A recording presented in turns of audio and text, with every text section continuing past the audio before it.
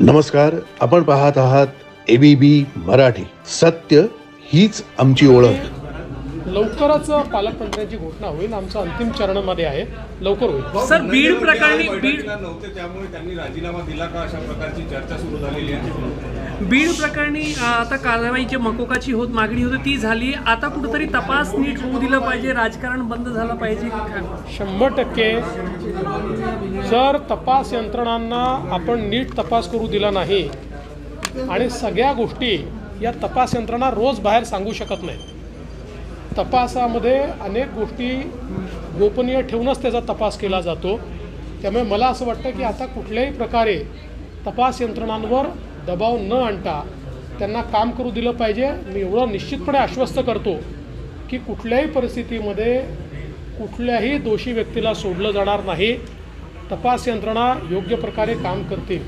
खरं म्हणजे मला अजून एका गोष्टीचं थोडं दुःख आहे की या ठिकाणी माननीय उज्ज्वल निकम साहेब यांच्यासारखे एक वकील आपण अपॉइंट करावे असा आपला प्रयत्न आहे.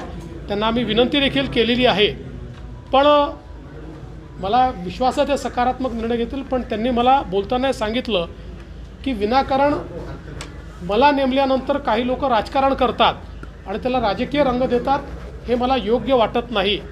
मला असं वाटतं की देशामध्ये अनेक वकील आहेत जे वेगवेगळ्या पक्षांमध्ये आहेत किंवा वेगवेगळ्या पक्षांमधून निवडणुका लढलेल्या आहेत.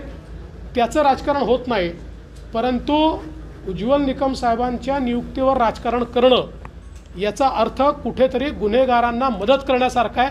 कारण उज्ज्वल निकमांचा आजपर्यंतचा इतिहास आहे की त्यांनी केस घेतली तर खरे गुन्हेगार जे असतात त्यांना शिक्षा होतेच. आता कोणाला त्यांना वाचवायचं असेल तर ते उज्ज्वल निकमांचा विरोध करतील.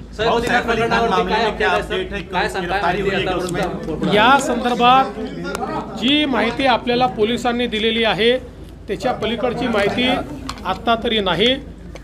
बरेच क्लू पोलिसांकडे आहेत, त्याच्यावर पोलीस काम करत आहेत. मला विश्वास आहे की लवकरच पोलीस या संदर्भातला जो काही कार्रवाई करायची है ती पूर्ण करते.